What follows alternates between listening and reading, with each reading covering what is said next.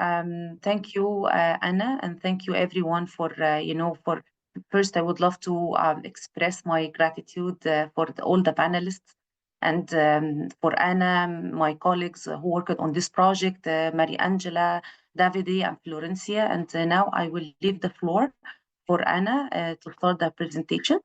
So I'm going to share my screen. Thank you, Sam.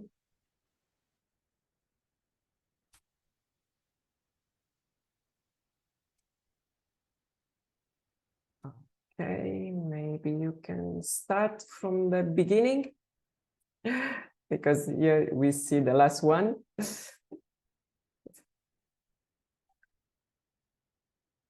Perfect. Okay. So if you can go to the second slide. Yes. So thank you very much to everybody. Really sorry for this technical delay. Welcome to our webinar. My name is Anna Durangricchia. I am the project manager at Social and Civil Affairs Division of the Union for Mediterranean, which is an intergovernmental organization of 43 member states. The objective of today's webinar is to present and discuss the main finding of the study that we have launched last month on gender alliance investment strategy for women-led social impact business in the MENA region. Siam and Mariangela, our expert, will be pleased to present this finding. But before it, I would like to present why the UfM, with the support of the German Development Cooperation Agency, has developed this study and organized this webinar. To the second slide, please, Siam. Thank you. As I said, the UfM is an intergovernmental organization of 43 member states, all the 27 member states, plus 16 countries from Southern and Eastern Mediterranean. Our organization works on different thematic areas like environment, economic development, employment, social inclusion and gender equality, digital transformation.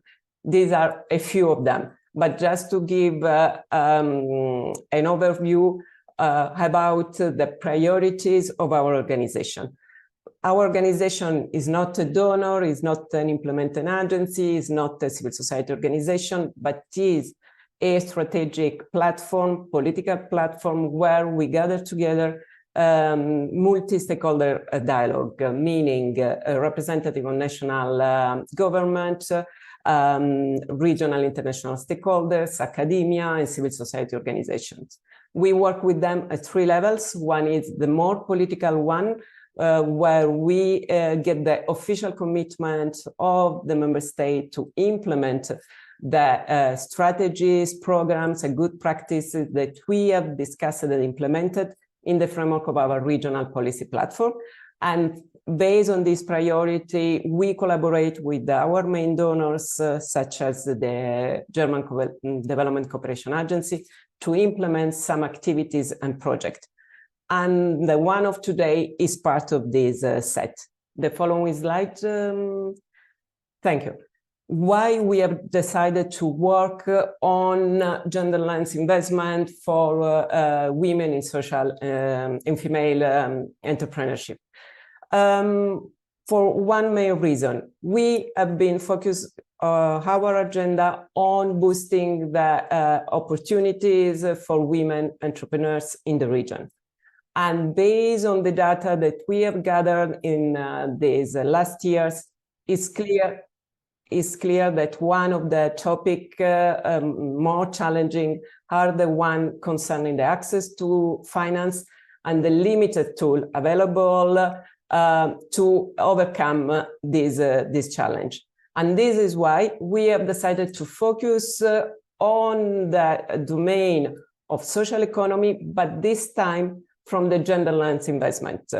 Because we all know that, especially in the last 10 years, gender alliance investment has become a specific, let's say, player when we talk about balancing between financial returns and gender equality, women economic empowerment, and social impact. This is why we have decided to launch these studies, and as I say, we are going to present the main finding, and then we will have the possibility to discuss about this and to see how to use the data that we have gathered with our speakers today, and I will leave Sam to introduce all of them. Thank you very much for attending this event and looking forward to our discussion. Sam, the floor is yours. Thank you very much. Thank you, Anna, for this introduction. Now I'll pass it to my colleague, Maria Angela, to start the presentation of this study. Good morning, everyone. Thank you very much, Seham, for passing the floor, and thank you, Anna, for the introduction. First of all, I would like to thank you, everyone, for being here, and also to UfM for giving us the opportunity to conduct this study, which is a very interesting and very relevant topic. And I want to spend maybe a few words on explaining why we think this study is very important. First of all, we believe that the role of women-led social enterprises in the MENA region is critical, not only as businesses in themselves, but also because they can be an important catalyst for growth, innovation, and social impact, as typically these firms address issues such as education, health, poverty, and environmental sustainability. And despite the role that they may play, these businesses typically encounter barriers and challenges that limit their success and the possibility for them to exploit their potential and scale. So through this study, what we wanted to do is identify and propose some recommendation to address these challenges and find ways to overcome them. And we also place particular focus, as Anna explained, on gender lens investment, as this tool can have a multiplier effect in that it helps women economic empowerment, but also can enhance social outcomes and also promotes sustainable development, also in alignment with global and regional strategies like the social development goals. Now I just want to briefly go through the methodology and our approach to the study. First of all, we conducted a desk research and literature review. We went through several reports, studies, and academic articles related to social enterprises, gender lens investment, and the status of women-led businesses in the MENA region, which helped us build a strong foundation of the topic. And subsequently, we went on to mapping the stakeholders that are playing a role in the region, and we then engaged with them and conducted a total of 28 interviews with different players, going from women entrepreneurs to support organizations, but also development organizations, impact and social investors, including impact investor, regional impact investors, European, and also some DFIs. And after this, we analyzed all the information that we gathered, and to be able to build an assessment of the ecosystem, identify the challenges and potential recommendations. And we are now in the process of developing a policy brief that is aims to provide some actionable recommendations on potential interventions that can support the development of this ecosystem. Now we can move to the next slide, please. So we want to spend first a few moments to define what is a woman-led social enterprise. This is not such a straightforward task in the sense that there are many definitions out there about what a social enterprise is. There are definitions from different international organizations like the OECD. There is a EU definition on social enterprises, which focus on combination of social and environmental impact with financial sustainability. Whereas in the MENA region, at the national level, what we have seen is that there is rarely a specific legal framework for social enterprises, and with the exception of, for example, of Tunisia, which is the only country that has a specific law, although it's not really active or enacted. But it has Tunisia has a law that defines social enterprises, and then elsewhere we have seen that, for example, Lebanon has a law which is a project of a law that is pending discussion in parliament, and other countries have definitions more at the organization level. So among all of this, landscape of different definitions, we can find some common characteristics that, of course, emerge and help us to define what a social enterprise is. And so we can say that they combine a few key characteristics. So first of all, social enterprises have a clear social or environmental mission. So they target objectives beyond profit making. And so they have what is normally referred to as a double or triple bottom line as they pursue different goals, like normally social or environmental goals. They are revenue generating, so they are businesses that aim to generate income to sustain their operations. But typically there is a strong focus on reinvestment of profits in the business itself to enhance the pursuit of their mission. And also typically these enterprises measure their impact and report results to stakeholders to also make sure there is a degree of accountability. And then adding to this, of course, there is the additional layer of woman-led social enterprise. And here it has two facets. So on one side, there are women, so woman-led enterprise means that it's either founded or led by a woman. So women have a decision-making role as a CEO or founder or senior manager. And then another layer can be, not necessarily, but it can be that the social enterprise tackles challenges that disproportionately affect women. So the finding this common understanding of what a social enterprise is very important, because of course it's important to be able to identify this type of businesses and to develop solutions that are tailor-made to their needs. And also it's important to create a common understanding among all the different stakeholders of what we are referring to when we talk about a woman-led social enterprise. We then went on to identifying, yes, you can skip more, go to the next. Yeah, thank you.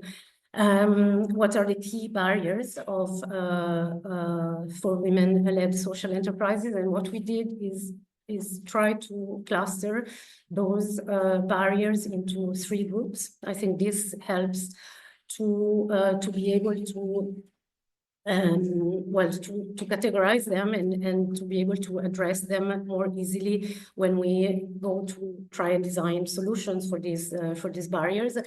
They are clearly interrelated, and the first one is related to access to finance, which is clearly one of the major challenges for women enterprises.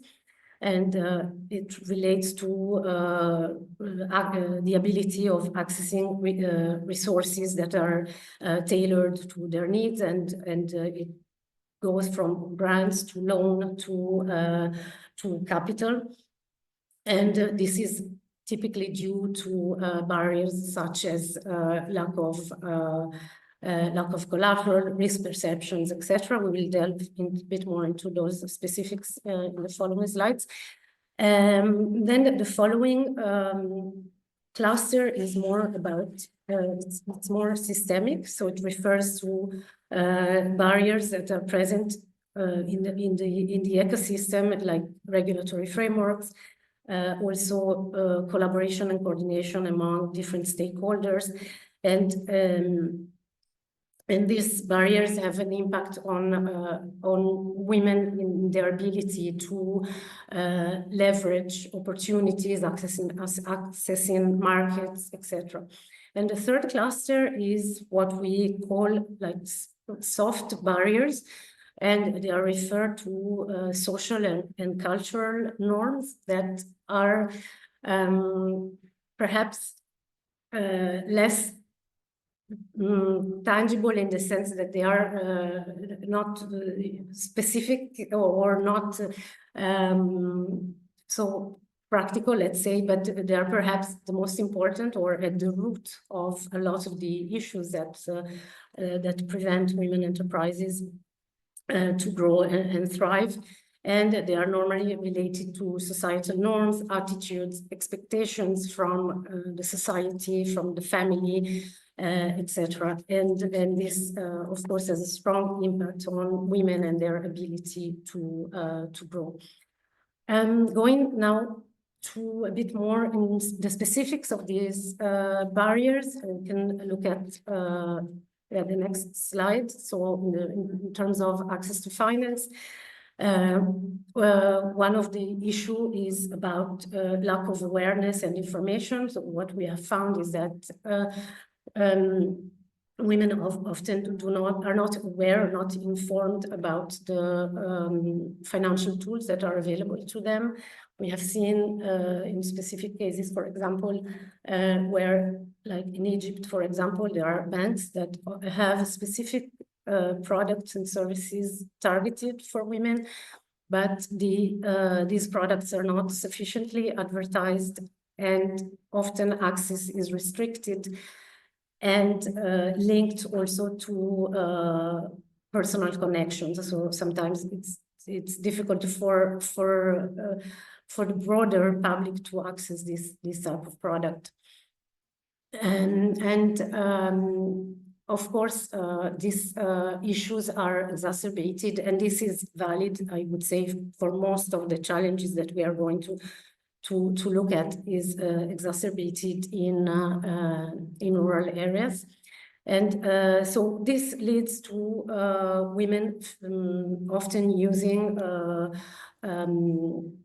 informal financial resources, often support from their family or informal networks or personal savings. But this, of course, is useful perhaps at the beginning or very early stages, but can become restrictive when a firm needs more funding for growth. Moving on to other challenges that we have identified is processes that are often very complex. There is often excessive paperwork that needs to be filled. Also, the conditions of the funding that is provided is rigid and not properly tailored to the needs of the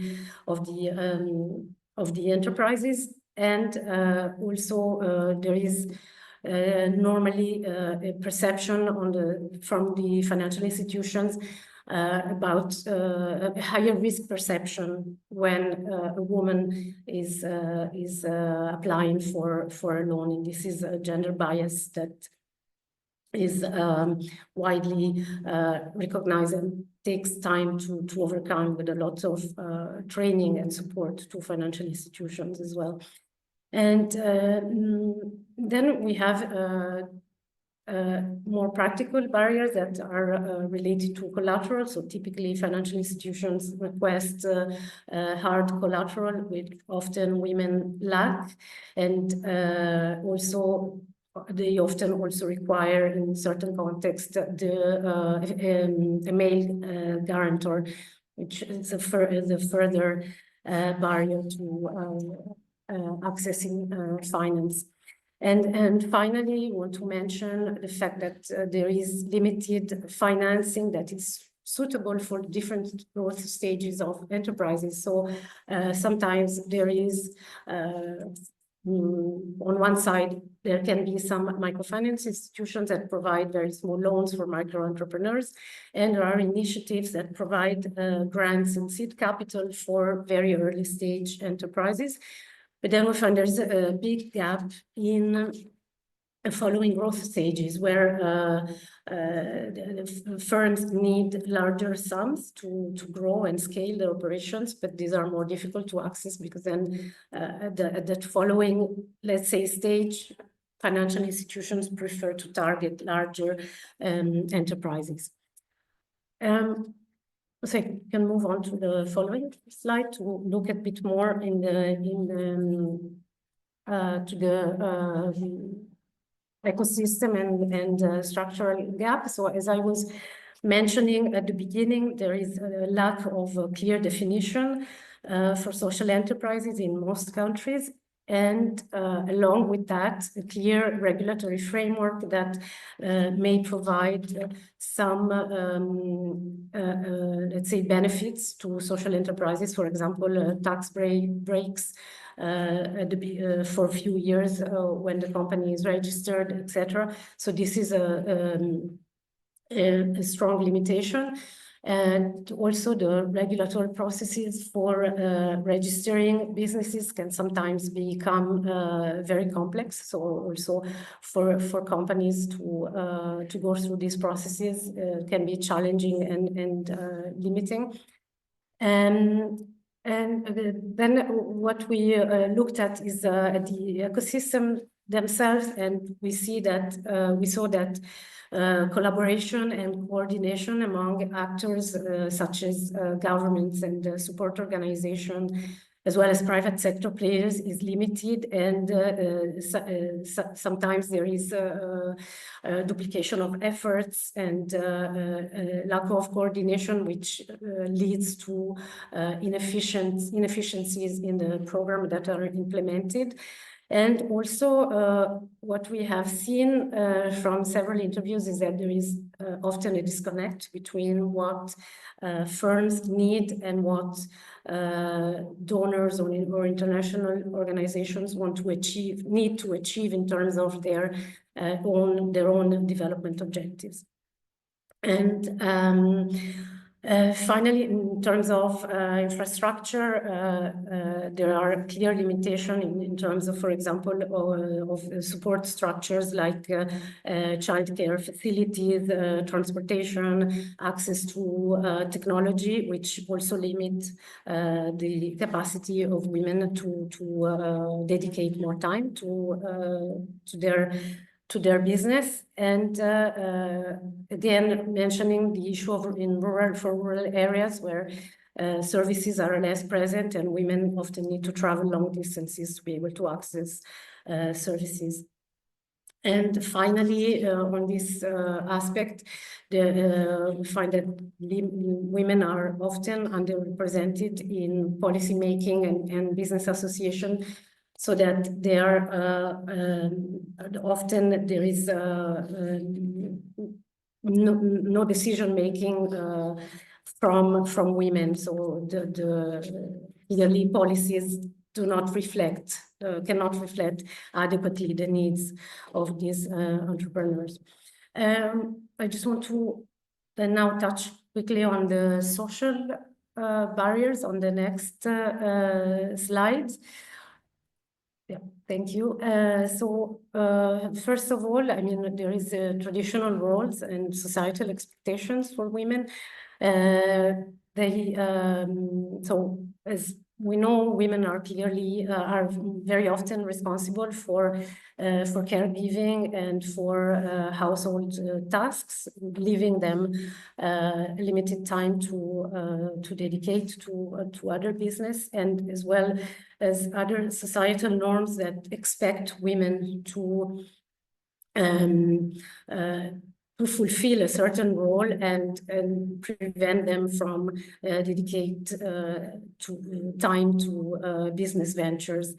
And there is also there are also similarly systemic biases that play a significant role, as, for example, sometimes women are perceived as less capable entrepreneurs compared to men, and which leads to a level of mistrust or higher risk perception on the part of investor. And often women also don't have the necessary support from their families or their spouses to go into this kind of venture.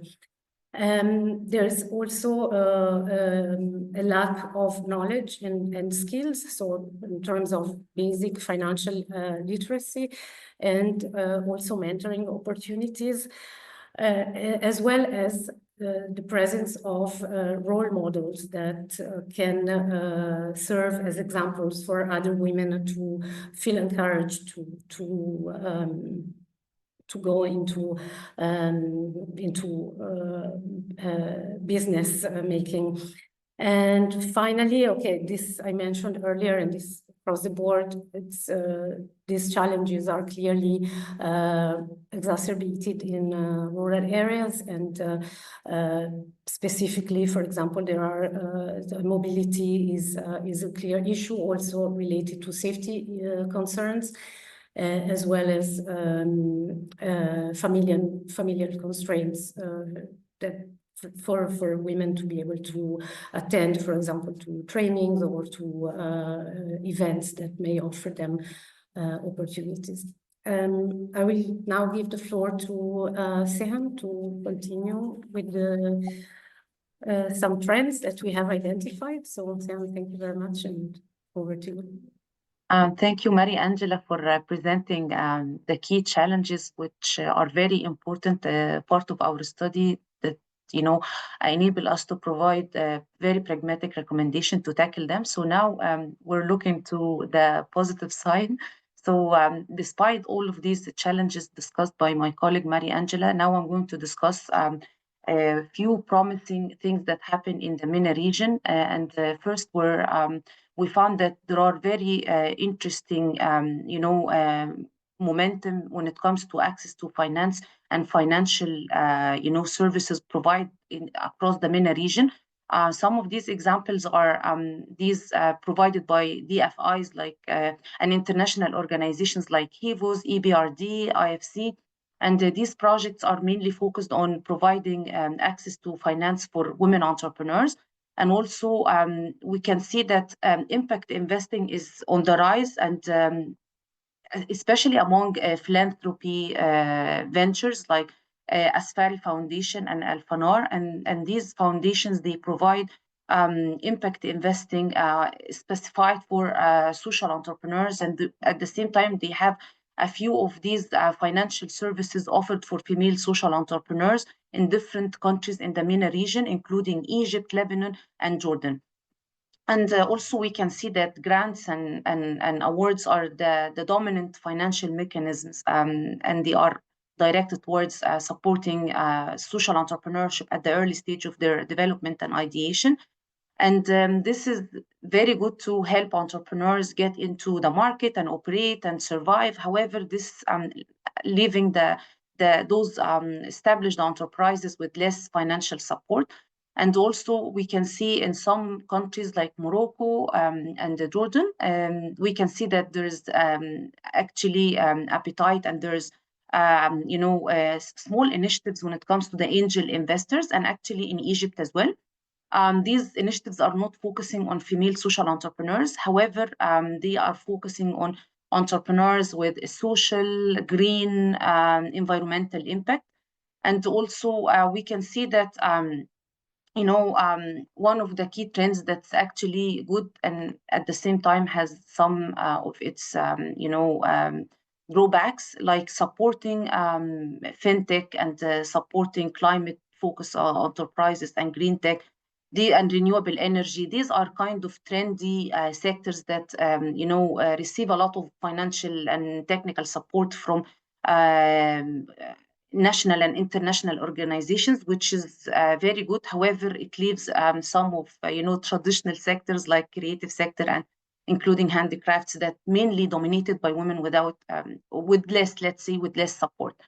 And when it comes to the trends in the ecosystem, we can see that there is a strong emphasis on women entrepreneurs.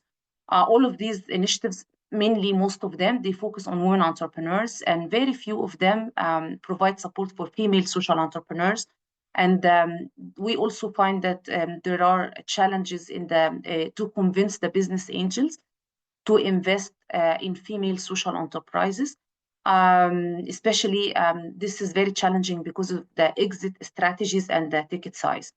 And also we see that there's a concentration in the low growth industries, and the entry barrier in high growth sectors is also marked by some of the participants in the interviews. And when it comes to social and cultural barriers, we see that child care space and training programs for women to help them focus on their business ventures is there, but mainly it's focused on big cities, capital cities, and this model is not existent and very limited to female entrepreneurs in the rural areas. And also we see that many of the international NGOs and development organizations and SSOs, they provide program training for women to enhance their confidence, self-confidence, pitching skills, business skills. And we see also that some of the SSOs like Al Fanar, for example, they provide mentoring support for women entrepreneurs, not only to give them the financial needs, but also to mentor them for quite a few time after they launch their businesses. And we highlighted here some of these innovative approaches and tailored the program to help social entrepreneurs. And some of them have gender lens focus. And these programs like Happy Smalla in Morocco, they offer a boot camp that's very interesting. Through this boot camp, they match women entrepreneurs with the investors, and they offer them all the growth opportunities they might need, like access to training and technical support. And they help them throughout the whole process from the early stage throughout with a follow-up throughout the development stages, and also change labs. They heavily engaged with the local private sector and corporates to create partnerships and scaling opportunities for social enterprises and startups with social impact and environmental impact. And HEVOS, of course, we see that they have a very interesting model. They combine the technical support with the tailored financial tools for entrepreneurs across Egypt, for example, and they have a special focus on Upper Egypt. And UfM, they also provide grants and across along these grants, they also provide support for the entrepreneurs to link them with the suitable investment opportunity. And one of the very interesting programs we got to learn about from the interviews, it's Labase in Tunisia, the launch for Ossisanyal program. And that one is very interesting because they operate exclusively in South Tunisia, working with female entrepreneurs, and they give them access to a tailored assistant program, and including training, financial tools, and mentoring. And also the EBRD, we find that, for example, in Egypt, for them to be able to reach a very wide number of women, they collaborate with the local banks to offer credit lines for women entrepreneurs And this financial tool with zero interest loan, as far as I remember, and this financial tool is combined with capacity building and training support. And we would love also to feature UfM in Egypt as a social enterprise that actually working on different aspects in the society. They are using upcycling of the garbage bags and garbage materials to provide a very fashionable items like handbags, wallets, and women fashionable items. And the key objective of UfM is to empower women in very poor, marginalized areas in Cairo, like Manshit, Nasser, an area that's famous for garbage collection. Women there don't have quality of life, don't have access to job opportunities, and UfM, they give them the opportunity to use their skills working from home and earn their lives. And this approach of UfM is actually combining different aspects environmentally, socially, and even economically. And also we highlighted some innovative approaches when it comes to impact investing impact investing as a solution to the challenge of access to finance and the availability of the limited financial tools in the region to support social entrepreneurs specifically.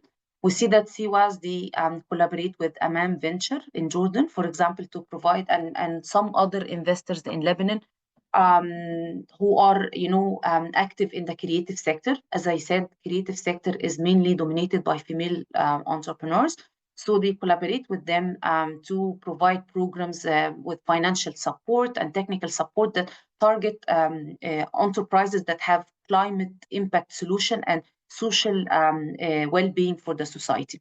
And also we found that 70% of El-Fanar support is directed towards social enterprises in Lebanon, specifically with that percentage, and in the other countries like Jordan and Egypt, they make sure that at least 30-50% of support goes to the female social entrepreneurs. And for example, one of the innovative approaches by El-Fanar, they provide blended finance approach with zero profit loan for growth stage social enterprises.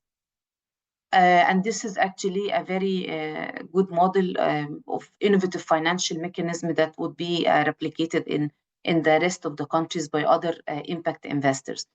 And also one of the really interesting initiatives by Flow Accelerator in Palestine. They have a flagship program that empowers women entrepreneurs, specifically in rural areas.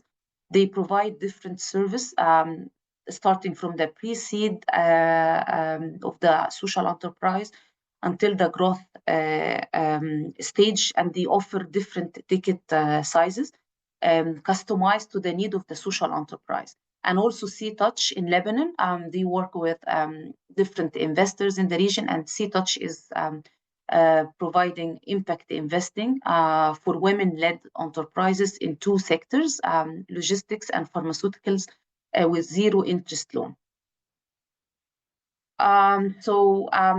Based on these challenges and the trendy, aspects and the impact investing initiatives we found in the MENA region, we would love to provide 4 main recommendations. First one is the capacity building.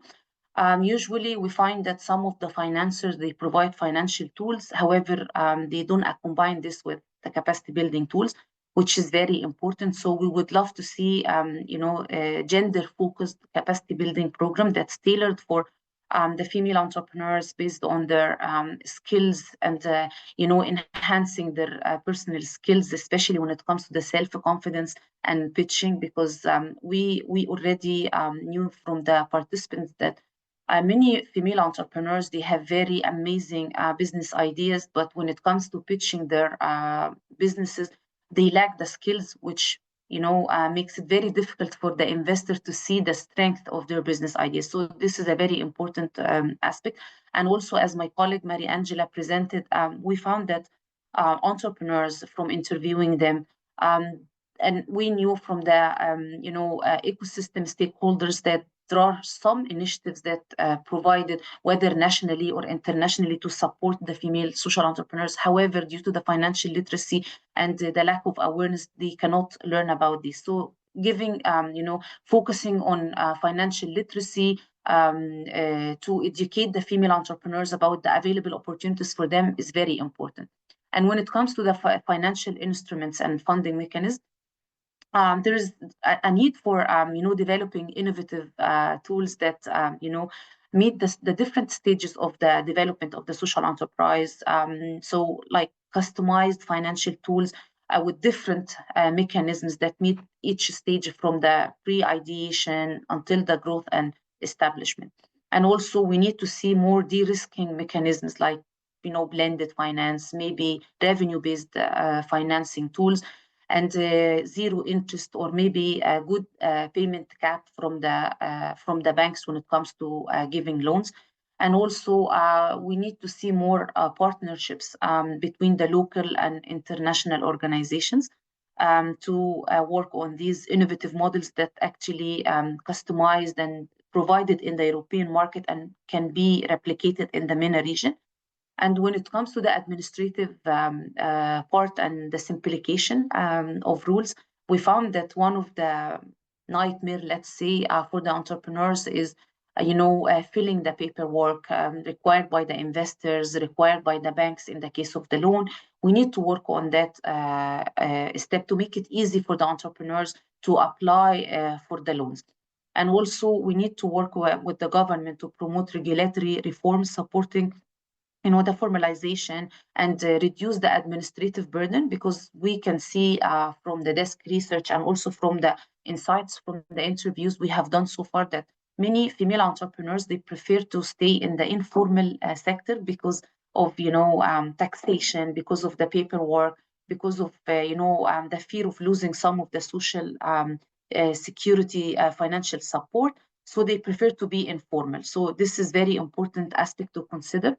And also, finally, when it comes to the regulatory and policy support, there is a need for the governments to engage as a key stakeholder in fostering green entrepreneurship, social entrepreneurship, by make the blue label and as something that's obliged by the entrepreneurs to promote more green and sustainable practice. Also, there is a need from the government to support initiatives that help women-led enterprises and give them access to the market. And these programs should be, directed to the female entrepreneurs, customized to their needs, their profiles, not just support for entrepreneurs in general. And also, one of the main things that we would love to see is the tax break and promoting formal recognition and make the taxes and other related aspects easy for female entrepreneurs.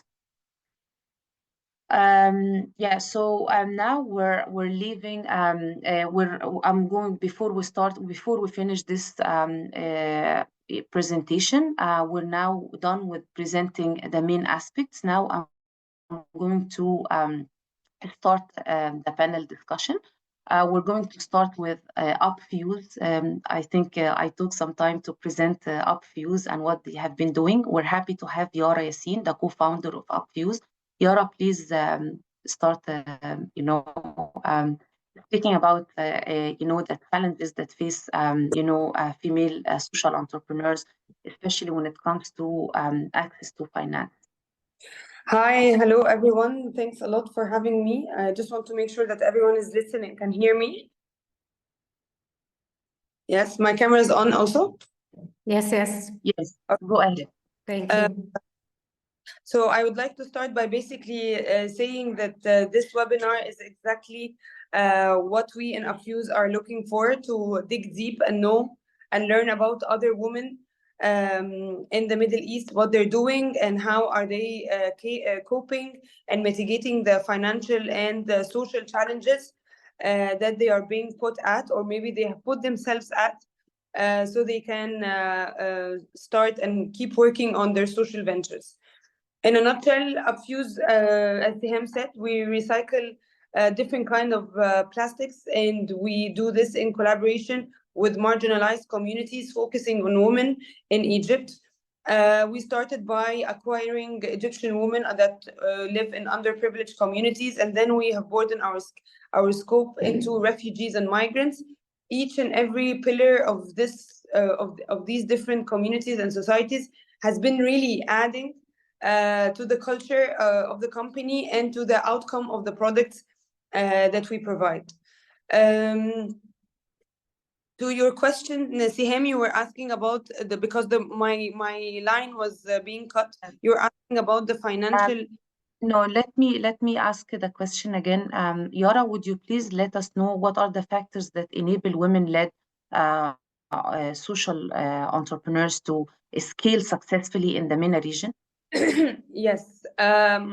Okay. From in few points, I would say certainly that women empowerment in general, awareness campaigns, and all from my very point of view, that women are able to have their own social businesses, and then they can drive change without the fear of the social pressure and so on, can certainly be something that would allow more women to be in this kind of business or any other business.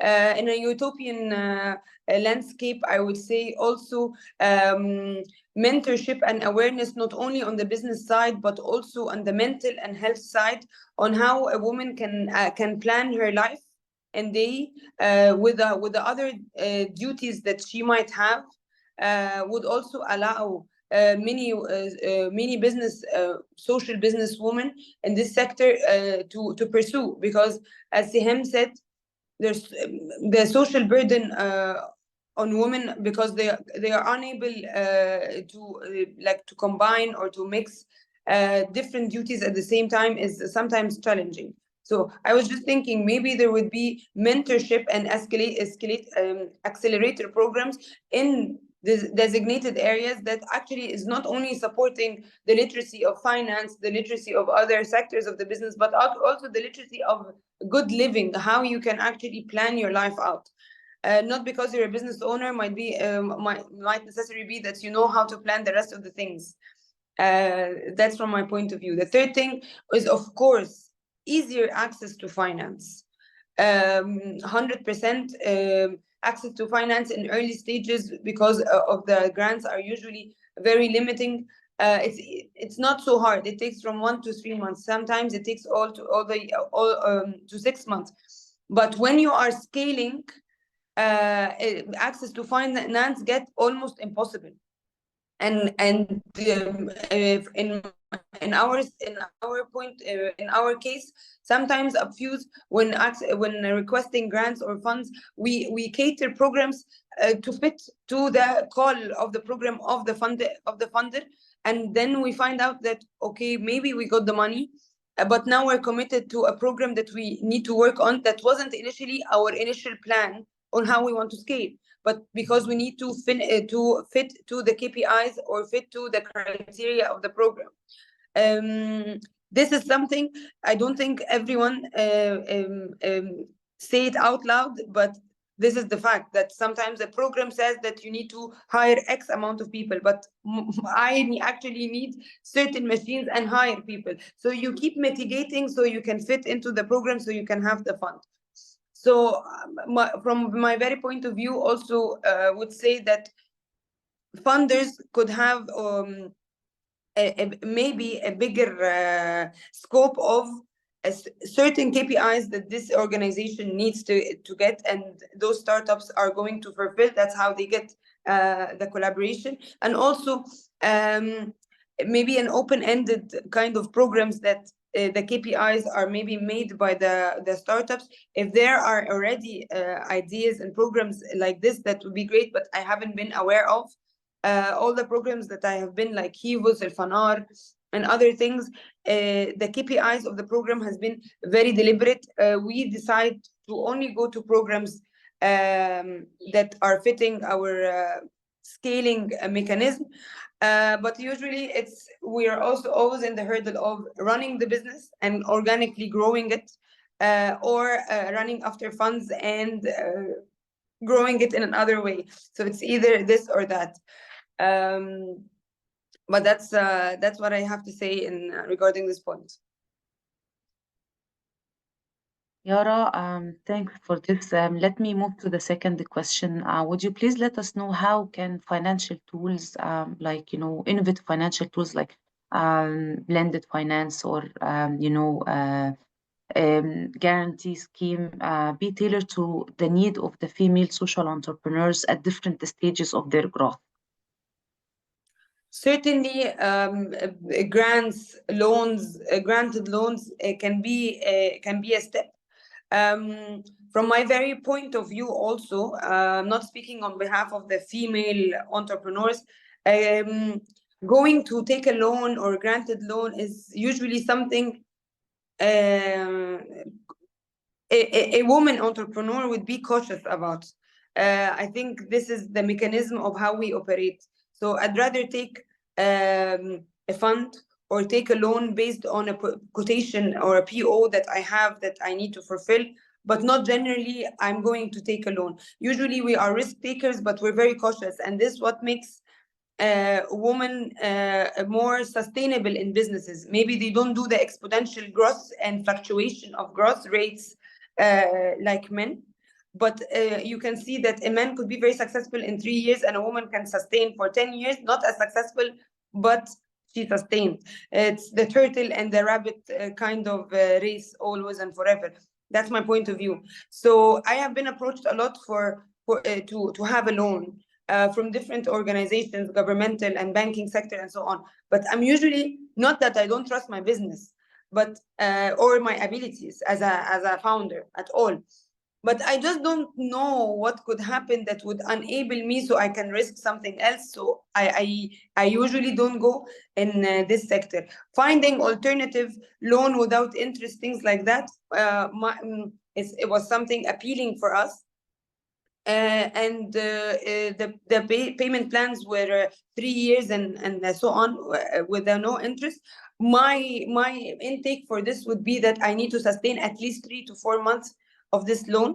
So I know that we are working stress-free. We're not working to pay back the loan, but rather to actually expand. If I don't have a fixed amount of time that I can cover from the loan initially, then I don't take the loan. So in this case, I usually tend to go for grants and funds if there are open calls and if we have the time to go through these cycles, because when you're scaling, cycles can take up to 2 years, which is in a day-to-day operational for a company, especially a small one, is not successful. Thanks, Yara, for these insights from you as a female social entrepreneur. These are such of important. So now we're moving to the Al-Fanar Venture Philanthropy, and we have Noor Athafir from Jordan.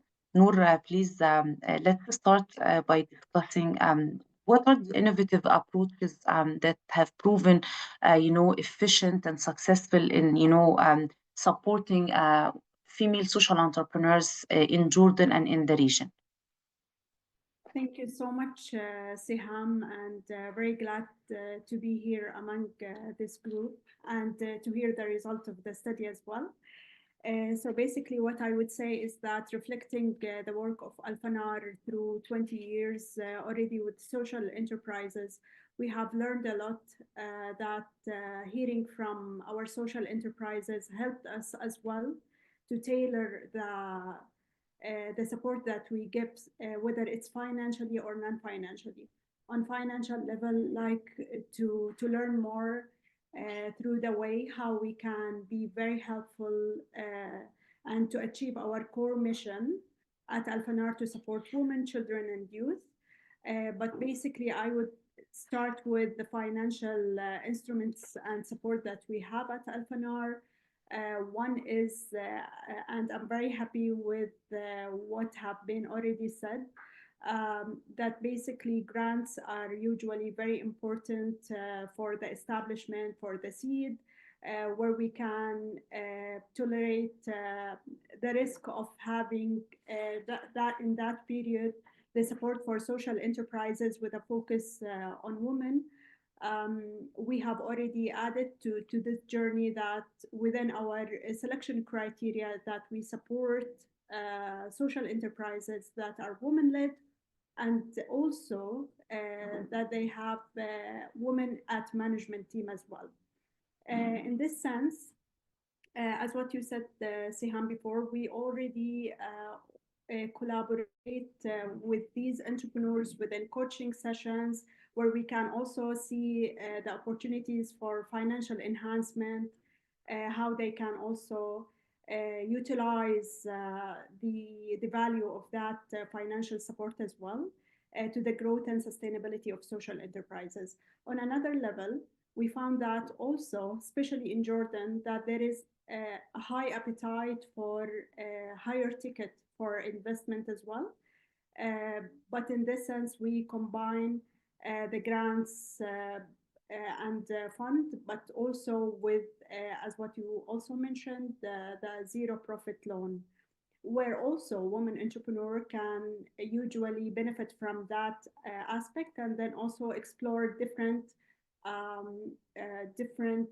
would say, opportunities for enhance their operation, their market expansions, study different markets as well, but also to be ready for next step and next investment. This is very insightful, Noor. And let me ask you another question. In your opinion, how different stakeholders, including investors, SSOs, the government, come together to, customize support, for female entrepreneurs, maybe social entrepreneurs with a specific, focus? I think this is very vital to enhance the ecosystem for women-led entrepreneurs. The synergy between all the actors and the feeders within the ecosystem is highly valuable. I would say that this synergy should be always in place to support women entrepreneurs. Some ideas come from basically supporting women to go to the next level, to include women within decision making, as what we have discussed before, that nowadays that there is no specific policy for social entrepreneurship in general in Jordan, but there are a lot of dynamics and I would say like initiatives going through now to support like raising awareness and having dialogue between public-private sectors as well, and the development sector in general, to support social entrepreneurship and to create the social economy for the value of addressing the needs of women as well, and then also for youth and children.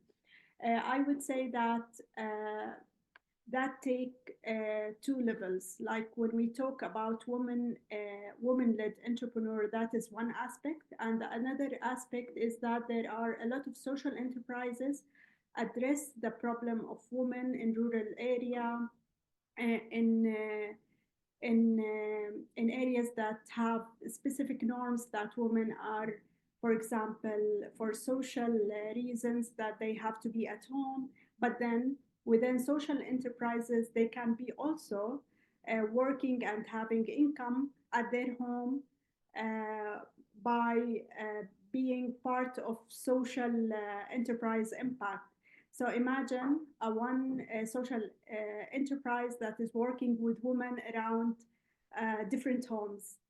And you can just think about the social and economic development that they will have within the context they would like to be in, but then they have the ability to work and then generate money and be socially confident.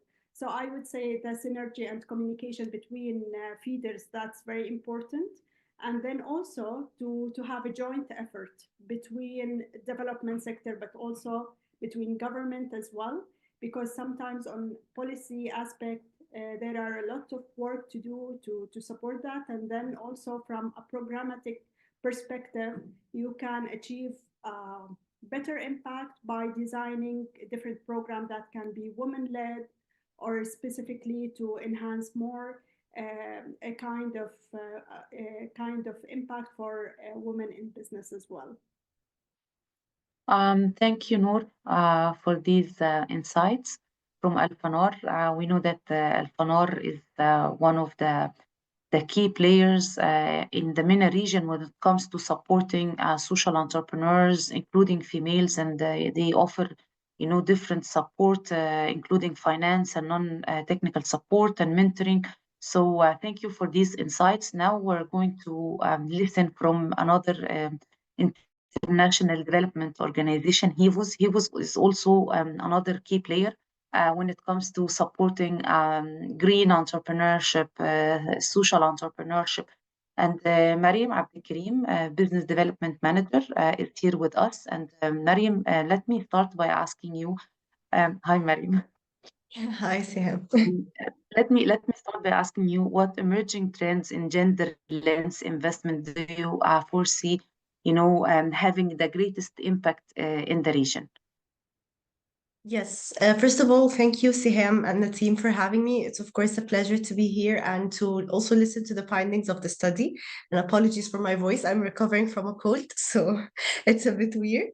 Let me jump straight to addressing your question. There are two trends that I've been seeing around, but also it's important to note that we have been seeing a lot of developments and emergence of gender-focused investment funds, something like Ventures in Jordan, for example, and now they're expanding in the region. This is an investment fund that specifically targets women-led enterprises and invests in them.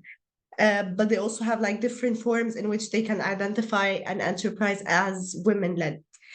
But like a general trend that I've been seeing as in the gender lens investment scene and could have a great impact is actually the fact that we've been working on the topic of gender mainstreaming for a long time, and now we're moving from only gender mainstreaming to having it as core focus.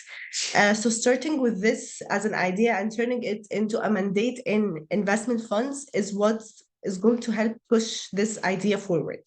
And also we're seeing a lot of interest in international requirements when it comes to impact and gender aspects to it.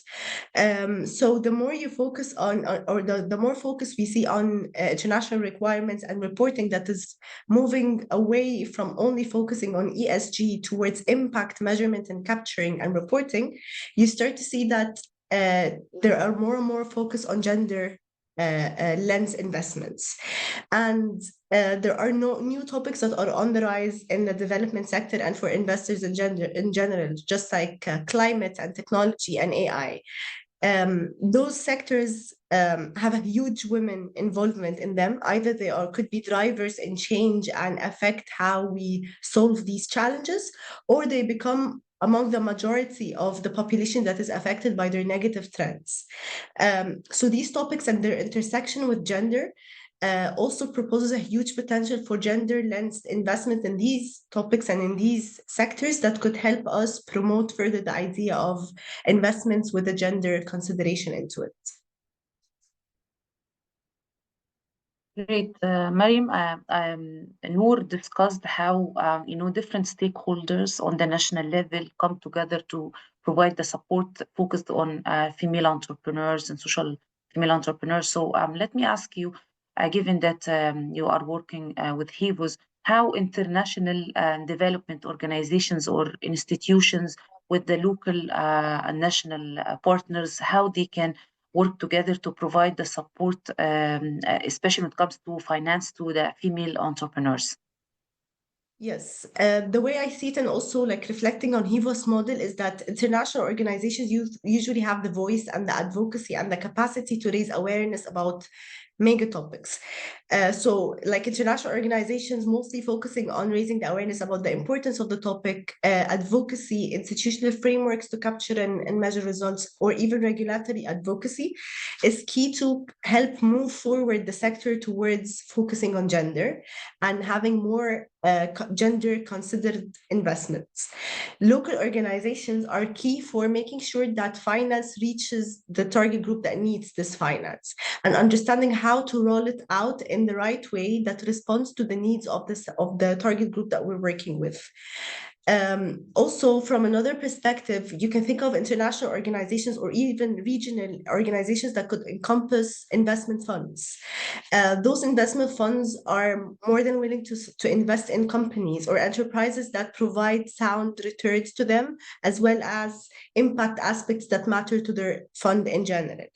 And if you look at local organizations, they are pioneer in designing programs that really fit the needs of the target group they're working with. And in our conversation, we are focusing on women-led enterprises. So if regional or international investment funds can also collaborate with local entities in helping them select enterprises that are investable, and this goes into their pipeline so that they provide them with the right and the necessary technical assistance to support these enterprises to graduate and become attractive for investors. This way, you kind of close a cycle and ensure that the enterprises you're working with and prepping really also have potential with investors, rather than just delivering programs and giving grants that of course have positive impact on the companies, but does not necessarily help in graduating them to become investment ready. And for me, that would be the perfect regional/international cooperation model that also focuses on integrating local enterprises. Perfect. So thank you, Mariam. Now we're moving to the last panelist, Majd Khalifa from Flow Accelerator. Just a brief intro about Flow Accelerator. They are operating in Palestine, and it's a platform that connects and bridges entrepreneurs and idea holders, service providers, and enablers to give the support needed for female social entrepreneurs. And the interesting point is that they have really good support for female social entrepreneurs, especially from rural areas, and they have actually providing impact investing throughout the different development stages of the enterprises. So Majd, let me, I'll give it to you to introduce yourself, of course, and let me just ask the first question. So can you tell us what are the primary barriers that hinder the gender lens investment in the MENA region, and especially those for female social entrepreneurs? Thank you, Siham. Number one, kudos to the content that you provided in the presentation. So helpful. My name is Majd. I lead Flow Accelerator. We support early stage entrepreneurs to become more ready and investment ready in Palestine. Your question is there's a lot of challenges, as you know, Siham. They are interconnected, and you have touched in your presentations on a lot of them. I would say the long-standing gender roles that restrict the women access to the capital, the influential networks, and the professional opportunities is there.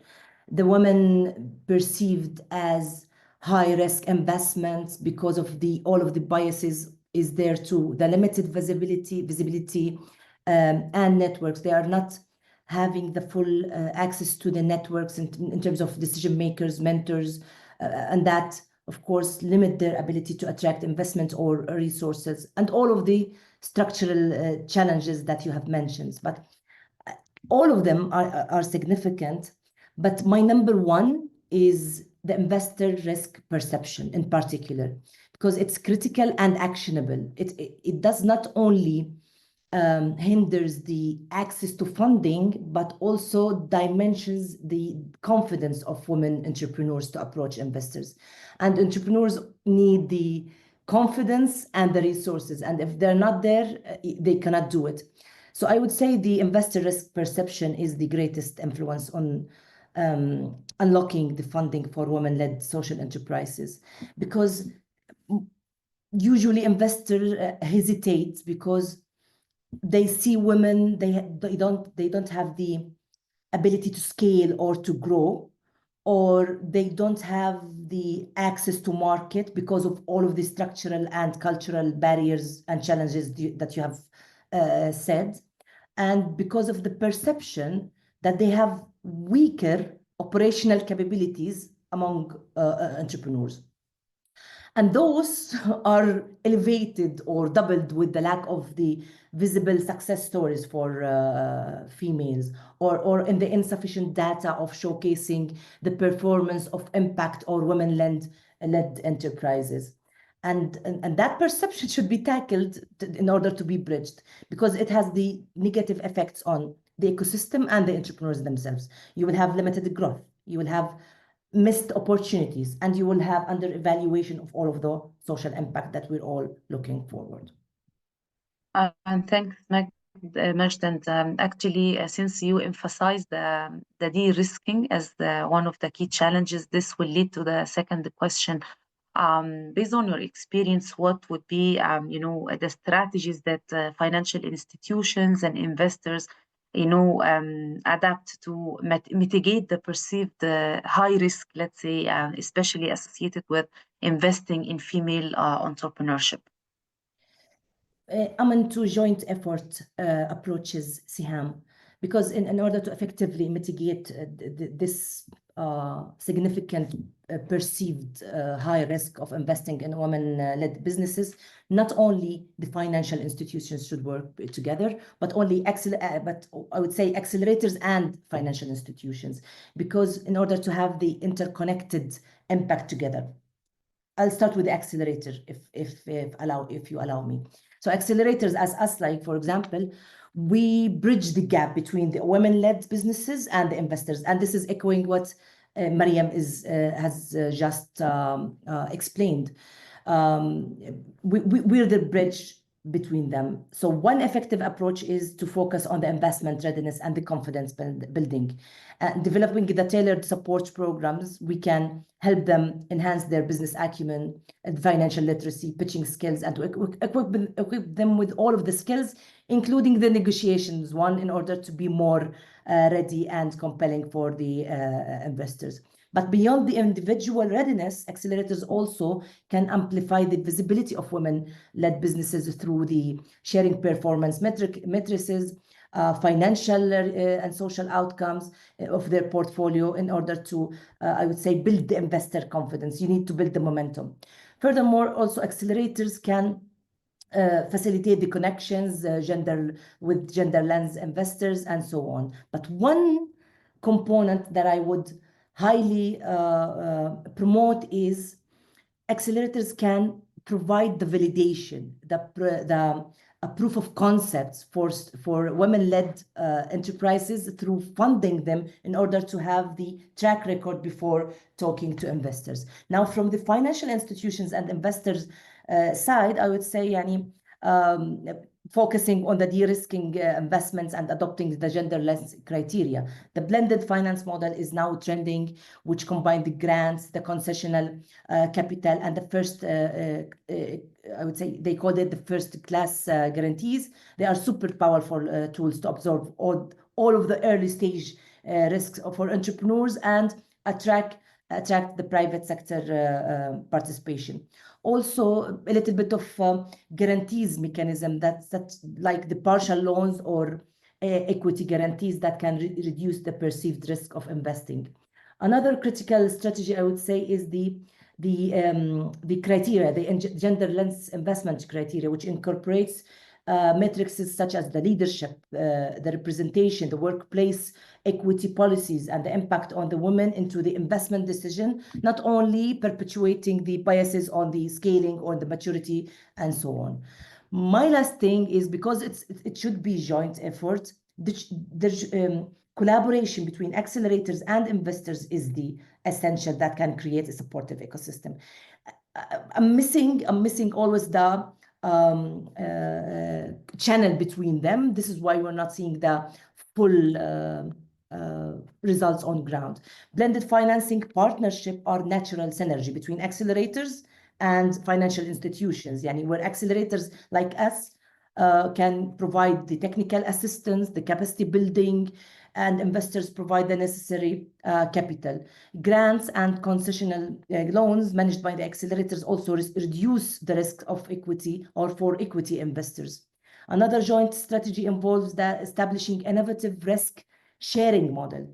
These funds can pool resources together. Accelerators manage the pre-investment support through mentoring, validation, building the MVPs, going to the market, creating the track record with the entrepreneurs and the social female entrepreneurs, while investors focus on post-investment scaling and the portfolio management and so on.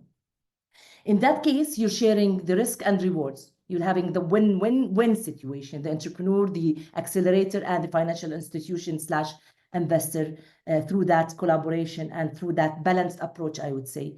I'm into more interconnected impact, Siham, because it is holistic approach. You're building on the strength of each organization, and you're working together through or towards the result needed. Thank you. Amazing. Thank you, Majd, for this pragmatic recommendation. And our panel discussion comes to the end. I would love to thank each of the panelists. We actually tried our best to give the voice of each stakeholder, including the social entrepreneurs and listening to them, the International Development Organization, Accelerator like FLU, and SSO organization like UfM. So thank you very much. And before we move to the Q&A session, I would love to thank my team who worked on this study. This project is led by Mary Angela Pensa, the lead expert consultant, and my colleague Davide Castellani, and he's a senior consultant as well, and Florencia Cases, and myself. So I have the privilege of working with them over the last few weeks, and we're happy to see this webinar discussing the challenges and opportunities and the recommendation to provide the support needed for female social entrepreneurs across 6 countries in the MENA region, including Egypt, Morocco, Tunisia, Palestine, Jordan, Lebanon, and now we're moving to the Q&A session. So please leave your questions in the chat box and we will address them.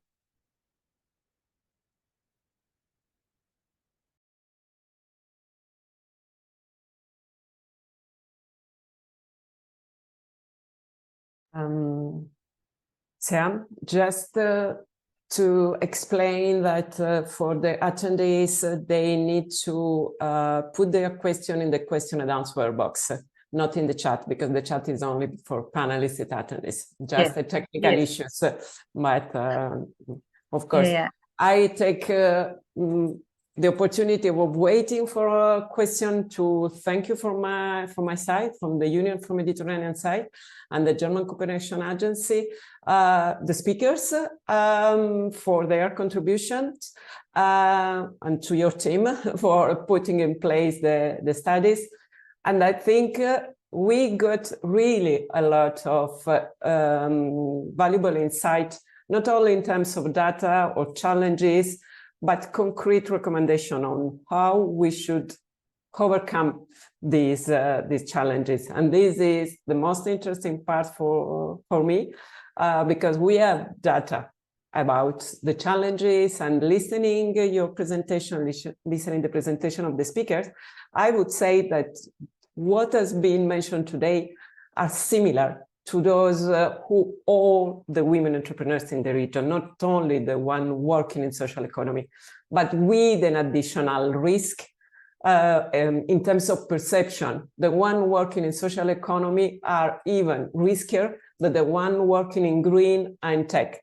And this is why, as UfM, we would like to bridge all these 3 dimensions to put together the green, the tech, and the social economy as one single ecosystem, which needs support in terms of, as the speaker have mentioning, access to finance, financial literacy, putting together accelerator and financial actors, creating public and private partnership, putting the needs from the local level, from the local perspective, working with the local partner, with international development agencies. Just to mention that last week we were in a meeting in a capacity building for women working in a green economy and in green and blue entrepreneurship.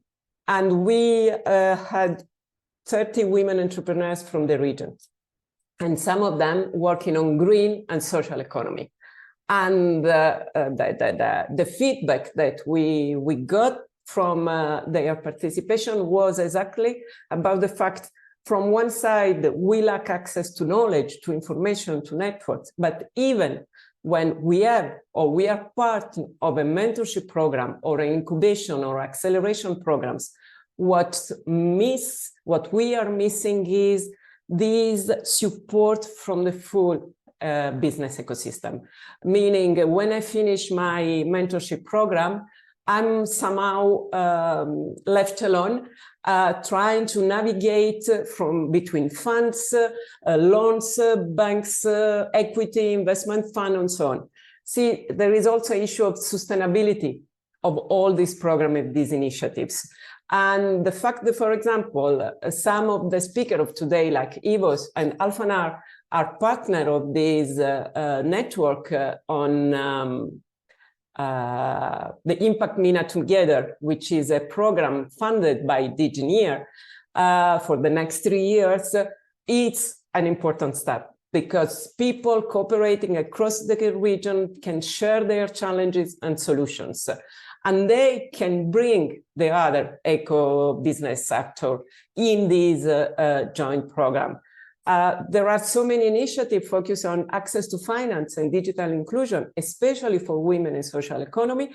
As some of you have mentioned today, most of them work in the rural areas. And there is a new program that will be implemented next year, funded by DGNIR, on financial and digital inclusion for women entrepreneurs in rural areas. This is an additional layers where activities in terms of mentorship, capacity building can be offered to access to funds. But I would also like to stress something that was mentioning before, I think from Yara and from Maji. And this for us, it's interesting, meaning how we can ensure that, for example, from one side, we take into account the fact that no one solution fits all. There are women that are not going to apply for loans because they prefer to go for funds. And even they go for loans only for specific needs. And from the other side, how really to make this collaboration working between incubation, acceleration programs, impact funds, and financial actors, because sometimes they are in different, let's say, level and stage. And this means that to put together a program where women can have access to funds, you have to take into account a timeline of 2 years. So it's in terms of sustainability in the pre-investment phase, but also sustainability after the loans is granted. So it's all this kind of element, I think, that could be interesting to put in place. Sorry, I wanted just to mention from our side, because for the UfM is a really interesting perspective. And the idea of these studies that we have asked Mariangela, Siam, and Davide to put in place to carry out is because we want to provide concrete recommendation to the policymakers, which are the government, but also the institutional actors and the financial actors, which are the concrete mechanisms that need to be put in place. Because the ecosystem is there, but how to make this ecosystem will work efficiently and effectively for the final beneficiaries, meaning the women entrepreneurs working in the social economy. Thank you, Sam. I see there are some questions in the chat. Thank you, Anna, for these remarks from your side.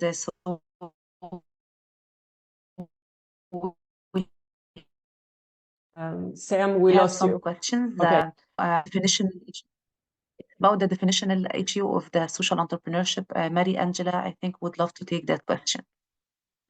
Yes, so sorry, Sam, couldn't hear you very well, so I just maybe repeat the question. So it's regarding, it's from Siham, and regarding their community, so sorry, I'm just trying so I understand you started like a support organization, and your question is whether we should consider your enterprise as a social enterprise, even if you are for profit.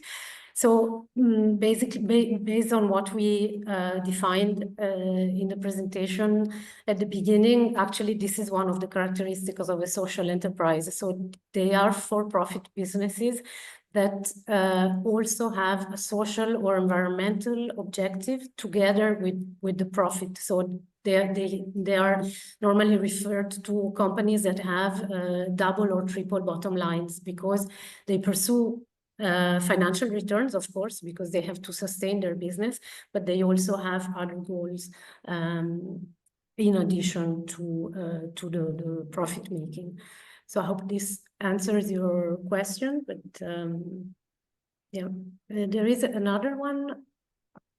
Seham, I don't know if I can go through the question. It's about experience or knowledge on rural women farmers accessing climate risk insurance and the impact on their business. I wonder if, Davide, you want to intervene and maybe answer this question. I think this is more your area of specialization. I think maybe you can provide some insights. Okay, thank you very much. So far, we are not, let me say, fully aware of. We have been working in the field of agriculture insurance as well, and we have also tried to take a gender perspective into that. I think there are currently different programs addressing women through not only agricultural insurance, but also disaster risk insurance or weather risk insurance in general. We have come across different programs like that, and so we will be very glad to share our experience and to provide some support with that if you want. Thank you very much.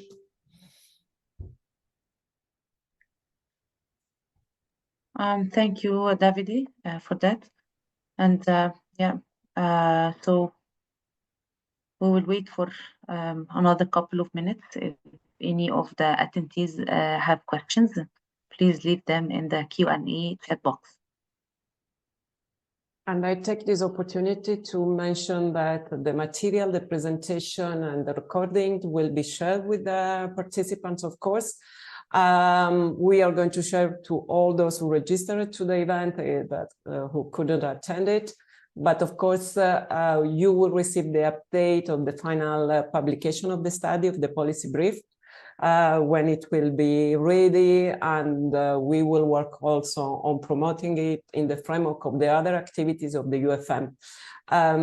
As I said at the beginning, female entrepreneurship is our main focus, and for next year we have planned several activities on supporting women-led business development in terms of capacity buildings, specifically on green and blue economy, but also a world competition for women entrepreneurs and a world competition for women in artificial intelligence. And one of the category of the award will be specifically targeted women using artificial intelligence for social impact.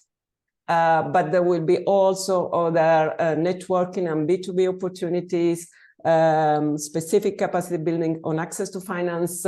So we will really hope to collaborate with the organization that were among the speakers today, but in general also for the participants.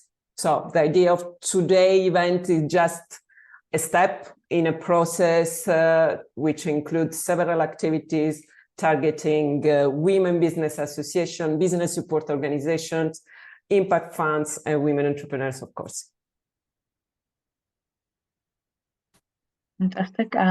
Thanks, Anna. We don't have more questions, so our webinar comes to the end.